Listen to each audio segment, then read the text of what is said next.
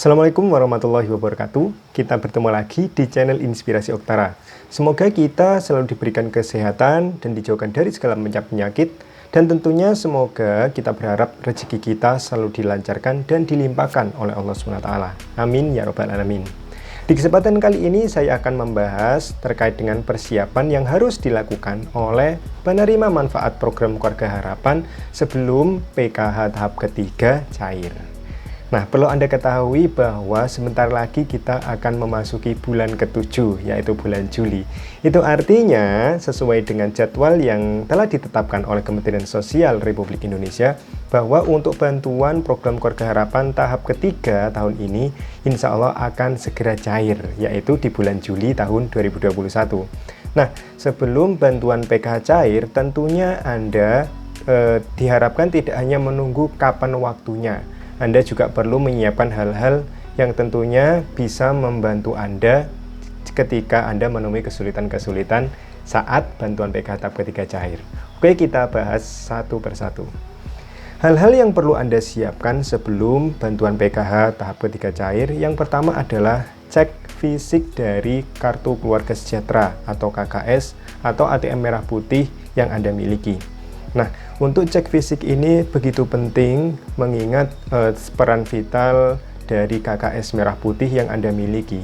Di sini KKS sangat berfungsi untuk penarikan bantuan sosial yang sudah cair. Selain itu, jika misalnya KKS tidak ada, ya bisa memakai buku tabungan. Tetapi dengan adanya KKS Merah Putih, Anda tidak perlu berlama-lama untuk mengantri di teller bank, atau misalnya ya Anda tidak perlu syarat-syarat khusus yang tentunya ini memakan waktu yang lebih lama untuk mencarikan bantuan.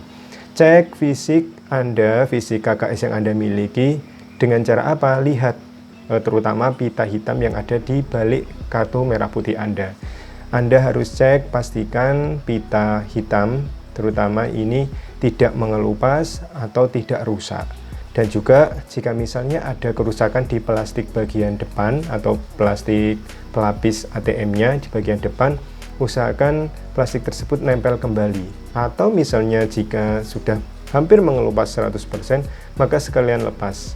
Nah, ini kenapa? Pertama, jika misalnya pita yang Anda miliki, pita di KKS yang Anda miliki ini ternyata rusak, misalnya pudar warnanya, maka ini akan menghalangi KKS tersebut bisa bertransaksi secara lancar, baik di ATM maupun digesek di agen-agen tertentu. Termasuk juga jika misalnya kartu KKS Anda plastiknya hampir 100% mengelupas, ini seharusnya diamankan saja, silakan Anda kupas saja agar tidak tertelan di mesin ATM. Ingat, tips yang pertama adalah Anda harus mengecek fisik dari KKS yang Anda miliki. Persiapan kedua yang harus Anda lakukan adalah silakan cek benar-benar kelengkapan dokumen pribadi Anda. Cek KTP Anda, lalu juga KKS sudah ya, KTP yang Anda miliki, lalu juga kartu keluarga, dan yang paling penting adalah buku tabungan yang Anda miliki, buku tabungan bantuan sosial. Nah, kenapa hal ini penting? Karena sebagian besar banyak sekali kasus yang terjadi ketika penyaluran bantuan sosial tahap ketiga ini KPM mengalami ATM yang tertelan atau ATM terjatuh hingga hilang dan yang lain sebagainya. Nah, ketika bantuan PKH tahap ketiga cair, maka Anda harus menyiapkan dokumen-dokumen terkait, terutama KTP elektronik maupun buku tabungan. Nah, jika ada hal-hal yang tidak diinginkan, misalnya ATM tertelan atau ATM hilang, maka selain mengurus surat keterangan kehilangan dari kepolisian, Anda bisa lebih cepat untuk mengurus karena KTP dan buku tabungan sudah siap. Bayangkan jika ATM tertelan atau hilang, buku tabungannya juga hilang atau KTP Anda ternyata belum ditemukan, entah itu tertinggal di mana, entah disimpan di mana. Ingat, sebelum tahap ketiga cair, pastikan dokumen-dokumen tersebut sudah siap.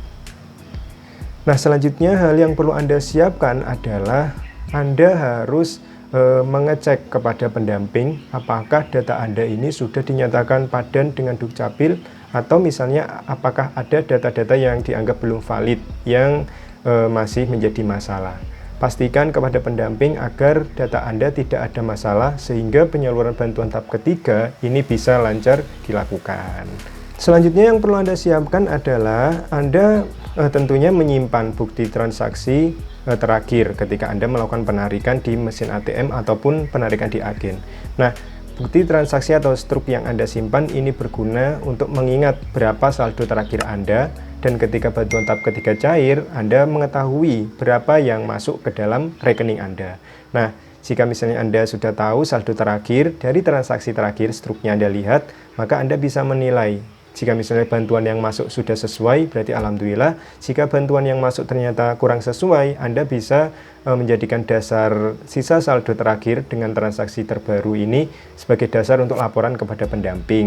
Dengan begitu, laporan yang Anda ajukan ke pendamping dengan bukti transaksi tadi ini bisa sebagai pertimbangan. Kira-kira apa yang menjadi penyebab bantuan yang Anda terima ini tidak sesuai, seperti itu. Lalu selanjutnya yang perlu Anda siapkan sebelum bantuan PKH cair, Anda juga harus mengecek kepada pendamping, terutama bagi Anda yang pernah mengganti KKS baru. Misalnya Anda pernah kehilangan KKS merah putih dan Anda mendapatkan KKS yang baru. Pastikan tanyakan kepada pendamping apakah KKS yang baru ini sudah terekam dan sudah dilaporkan kepada Kementerian Sosial, atau jika misalnya Anda mengalami pergantian pengurus, jadi Anda adalah pengurus pengganti dari pengurus PK sebelumnya. Pastikan benar-benar bahwa nomor rekening baru atau KKS baru ini sudah tercatat dan ini adalah sasaran untuk penyaluran bansos berikutnya. Jangan sampai bantuan Anda tidak cair karena bantuan yang turun ini ternyata masuk ke rekening yang lama atau ke rekening dengan KKS nomor yang lama yang hilang dan yang lain sebagainya. Nah, hal terakhir yang tentu Anda perlu siapkan adalah silakan Anda daftar, ya. Anda tulis kira-kira pengeluaran apa yang perlu Anda dahulukan untuk keperluan, tentunya keperluan komponen yang Anda miliki. Jika Anda ibu hamil, Anda perlu menyiapkan kira-kira jika PKH ini cair, ini untuk apa saja. Misalnya untuk membeli susu anak, untuk membeli perlengkapan anak, dan yang lain sebagainya. Jika misalnya Anda memiliki anak sekolah, terutama Anda harus memprioritaskan PKH yang cair untuk keperluan anak sekolah. Misalnya Anda memiliki tanggungan membayar SPP, atau misalnya seragam anak waktunya ganti, atau untuk daftar ulang, atau misalnya buku-buku yang harus dibeli. Nah, prioritaskan bantuan-bantuan tersebut, bantuan PKH ini untuk kebutuhan komponen yang Anda miliki. Itu adalah hal-hal penting yang perlu Anda siapkan bagi Anda penerima PKH tentunya sebelum bantuan PKH tahap ketiga cair. Nah, semoga sharing yang singkat ini bermanfaat. Semoga informasi ini bisa Anda terima dengan baik. Jika misalnya ada hal-hal yang ingin Anda tanyakan, silakan Anda berkomentar. Terima kasih atas segala perhatian Anda. Saya mohon maaf apabila ada kata-kata yang kurang berkenan. Saya akhiri. Wassalamualaikum warahmatullahi wabarakatuh.